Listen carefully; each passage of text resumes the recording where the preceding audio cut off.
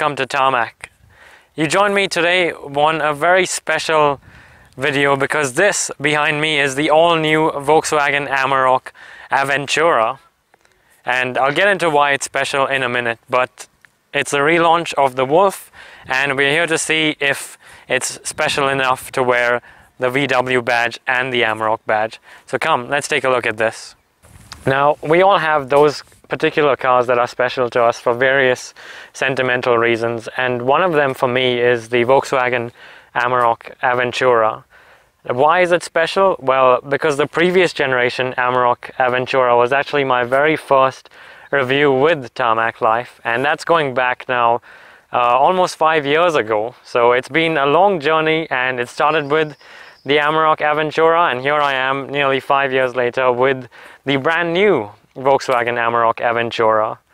Now, the big story behind this car is that the development was shared with Ford, in particular with Ford doing most of the development and then Volkswagen purchasing the model and then adding their own VW bits to it. But make no mistake, it is very much a VW, especially in the design language. And starting from the front, this particular Aventura model gets Volkswagen's IQ LED matrix headlights. You also get the brand new VW badge and of course that Amarok embossing at the front. And because this is the Amarok Aventura, it comes with a very special engine underneath here, which I'll get to in a minute, but that is a little key there, that V6 badge. Anyway, as you can see, it's very well garnished around the front here with plenty of chrome, and the looks for more so of an urban ute, if you like, and the theme extends very much around the side. So let's go and take a look at that. Now, the key styling cue of the Amarok Aventura is of course in all the chrome garnishes. So as you can see there, the wheels are 20 inches on this particular model and very much diamond cut finished and chrome, whereas the other top spec V6 model gets black rims and black accents instead. Going to the color, this has been a really eye-catching color while I've been driving this on the road, and it is blue lightning metallic and it is really quite beautiful, even for a ute, and makes, I think, this particular Amarok Aventura look a little bit more friendly rather than your run-of-the-mill colors that a ute owner might choose. Looking down the side, you can see chrome mirror covers there, and of course these running plates. Again, these are specific to this Aventura model. As you can see, it is quite a large vehicle, and that's not just to the eye, it is actually physically in size very large. 5.35 meters long, the height is 1.88, and it's 2.2 meters wide, so dimensionally very large, and is one of the rare occasions where a car actually is taller than me too, as you can see, and by quite some margin. Now, this is longer than the previous Amarok, as well as the wheelbase itself is longer too, which means that there is a lot more space on the inside there, but I'll get to that in a moment. Now, if you come further back with me over here, there is one very important badge over there, which is the Amarok Aventura, that compass style with the north point in the middle, signifying its very sort of adventurous as well as luxurious perspective on the ute market. And further back, you have that special 4Motion badge, which is of course a key to what's underneath this Amarok. So continuing with the styling cues, you get these LED tail lights here. The tailgate features the Amarok badge embossed across it, as you can see there, as well as the 4Motion badge, VW badge of course in the middle there, hiding the reversing camera in between. And then on this side, the V6 badge, a cue to what's under the bonnet. As you can see, there is a quite large tow bar here, which is not just handy for injuring people's shins, but it also will hook this car up to 3.5 tons worth of towing. Quite significant. The payload inside here is 858 kgs, a step up from the previous Amarok V6 model. And then you can also load up the roof with 350 kgs worth of equipment too, and it can handle all of that. Quite impressive. Our Aventura model of course means that you do get chrome garnishing across there. We also have another optional extra, which is this automatic cover for the truck bed, and that's about an additional extra of about 5,000 or so here in New Zealand. Now under the bonnet here is a 3-litre turbo diesel V6 shared with the Ford Ranger platform as well. And what that means is power wise you get 184 kilowatts, you also get 600 Newton meters of torque, and a fuel efficiency rating of around about 9.6 liters of consumption per 100 kilometers. It's no slouch either. You get a 0 to 100 time of round about 9 seconds or so, which, considering the size of the vehicle it's pulling, is pretty impressive actually. The other thing is, as you'll notice from here, is the air intake is so high up, as is the engine over there.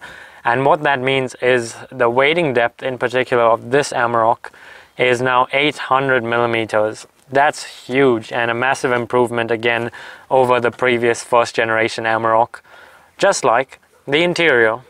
So let's take a look at that. Again, the Aventura inside and out is very much the luxurious, more urban oriented top spec of the Amarok. And as I said, it continues on the inside with plenty of premium touches and finishes. Speaking of which, the seats, well, they are all Volkswagen specific units, and in the front they are both heated, as well as the steering wheel is also heated. You do get full leather covered seats front and rear, as well as the steering wheel is also leather covered. On the dash, the material is soft and a leather look material, as well as the top of the doors there, which are also a leather look type material. And an interesting quirk is actually that the Blue Oval company, you know, the one that starts with F and ends with Ode, well, when they were doing research for their new model, they found out that truck drivers like to rest their elbows on the top of the doors like that. So what they went and did was actually made it all soft, so that sort of look is a bit more comfortable to do so.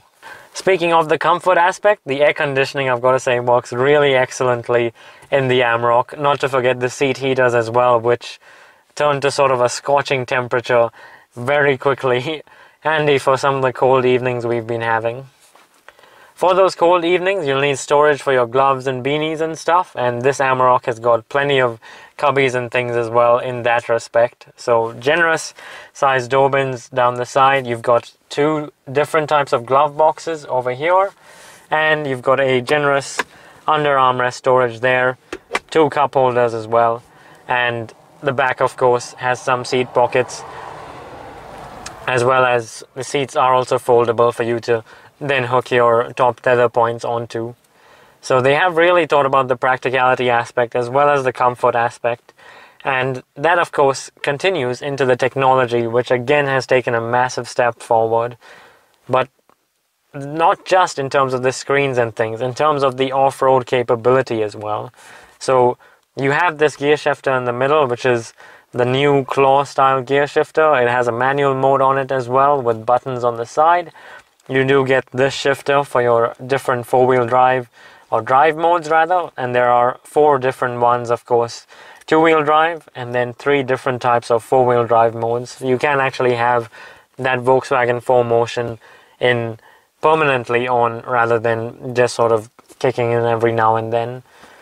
You also get hill descent control. You can turn your traction control off just simply from here, and there is a diff lock button as well, to prove that it really is still very much a utilitarian vehicle and very capable off-road, as highlighted by the plastics around, which are actually scratchy for the most part and quite hard. But again, I respect that, because this is still at its root an off-road vehicle. It's still a truck, so to have those surfaces which you're not going to be worried about getting dirty, but at the same time are still easy to clean and wipe down, is a really important touch to have in a vehicle like this, which I guess its demands are not your typical family SUV and that sort of thing. Now this screen in the middle is a 12-inch infotainment screen. As you can see, again, very much like what you see in the brand with the blue oval, that this portrait orientation is very much consistent with that truck as well. But make no mistake, that's where the similarities end, because otherwise, in terms of the software, this is very much VW. As you can see, the color is matched with the color of the car, and you get all of the options here, which collapses to form that little square, Again, another little software trick we've seen with other VWs. Right from the get-go, you can see connectivity is taken care of. It has Bluetooth, Android Auto and Apple CarPlay, both wireless as well. And then of course you have options for your media, navigation and phone connectivity.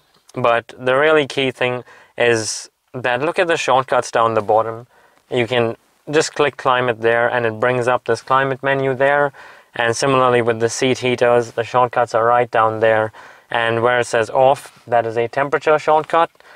And VW have learned from their experiences and not gone with the touch capacitive buttons. Instead, they've gone with proper old school switches down the bottom, and you can actually press these to bring up various different menus, which makes it really nice and easy to use when you're on the move or need to get going pretty quickly.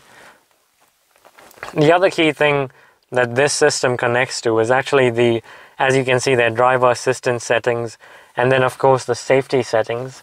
In total, there are 30 different safety options, or safety assist rather, on this particular Amarok, which makes it incredibly safe, and it has received the 5-star ANCAP rating as well for safety. So pretty incredible stuff for a truck like this to achieve. So the screen in front of the driver is 12.3 inches, and as you can see, once again, VW have taken the software and really made it their own in terms of the visual effects. You've got, again, the gauges and things highlighted in blue to reflect that color on the outside. On the right hand side, we have the speedometer. You can also have the navigation in between there, the fuel gauge, and on the left side you have the rev counter, and in a very sporty fashion, a turbo pressure bar measured in, ironically, bar.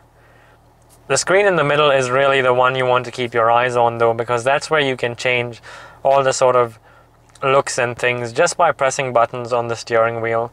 So the right hand side is what takes care of that, and if I press the right buttons I can keep moving across the different menus, and if I press the up and down buttons I can move between various sort of sub menus. So there is really a lot of stuff going on, as you can see from what I just flicked through on the screen there. Same thing with the steering wheel. You've got those buttons on the right hand side along with your voice control, and on the left hand side you've got your adaptive cruise control and your volume controls, which activate an 8-speaker Harman Kardon audio system with 640 watts of power. So it really does shake this car up when you're not off-road. Now the Amarok Aventura is not just luxurious in its trimmings on the outside and the inside, but the suspension setup and of course the engine combination mean that this drives a bit different to the other Amaroks in the range. So let's go take it for a drive and see exactly what's what.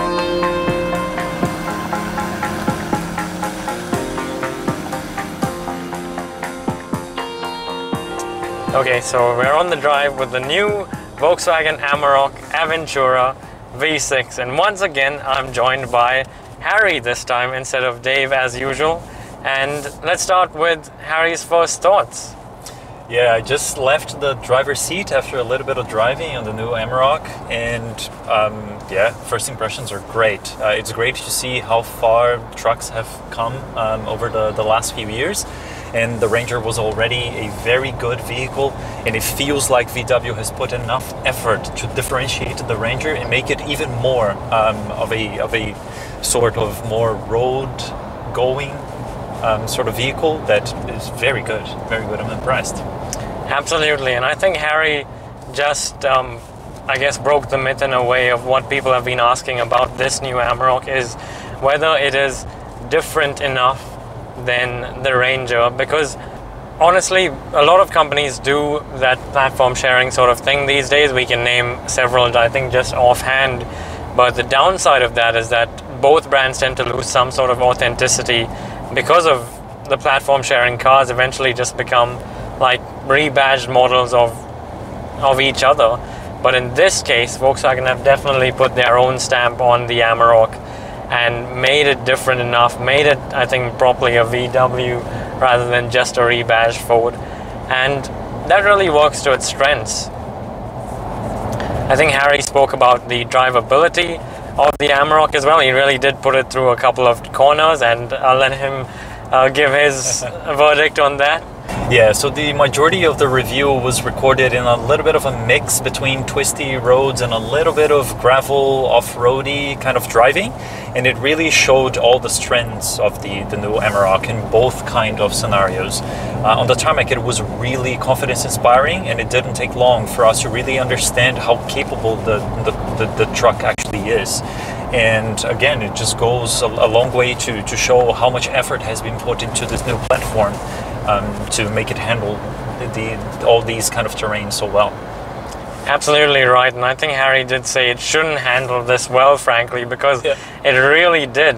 And in terms of that driving that Harry spoke about, we did actually have it in two-wheel drive mode most of the time, only needing to call upon four-wheel drive when we were further down into more slippery gravel and stuff like that. But apart from that, it just handled itself so well, not just around the corners, I think, but also around the gravel, the potholes. That suspension setup doing a really good job of absorbing the bumps, which actually feel a bit different when you're in the passenger seat there. One of the things that we were covering during our initial chats of the car was trying to understand who is this for. Because considering how good the Ranger is and how well it was received by the market, we also understand that there is a very big community of people that are enthusiasts of what the Amarok stood for all those years that it was in the market.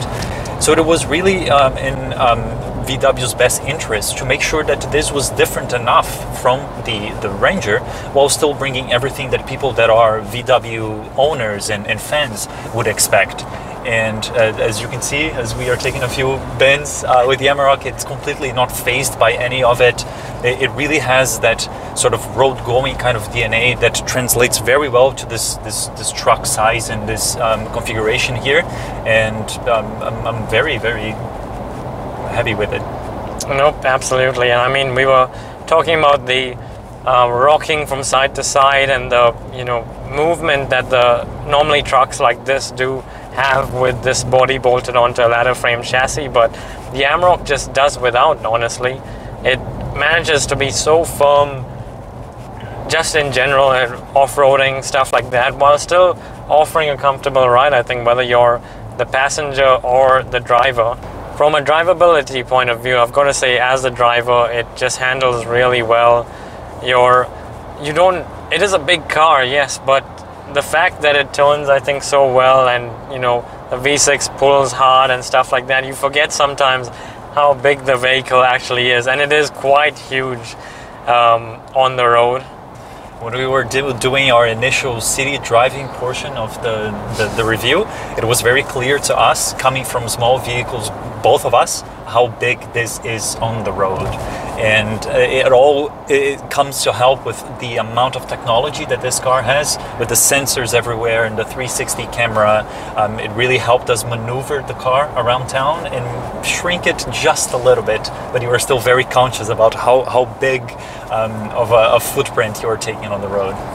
And I think that's definitely the fact that this Amarok has grown in size, and the Aventura brings so much bling to this sort of youth category, and with that bright blue color, you feel very conspicuous in something like this. People look at you everywhere you go, with various different, I guess, judgments being called upon the driver in particular.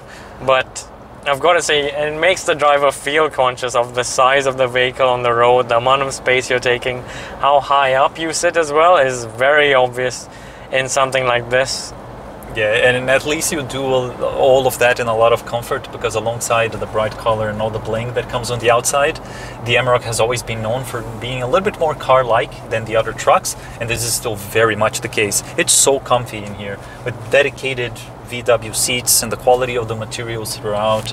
It's a very comfortable space, and now with the added tech, it's made even better. It is a really good job done by VW, I think, to take this truck and make it look so desirable. I think desirability has been another big part of the Amarok, is having that VW badge in front, and at the same time giving yourself both a utilitarian as well as a luxurious U-type vehicle like this, which is an area where The previous generation Amarok V6 Aventura thrived, and I think this generation certainly does the same as well. Completely agree. So there you have it, the new Volkswagen Amarok Aventura V6.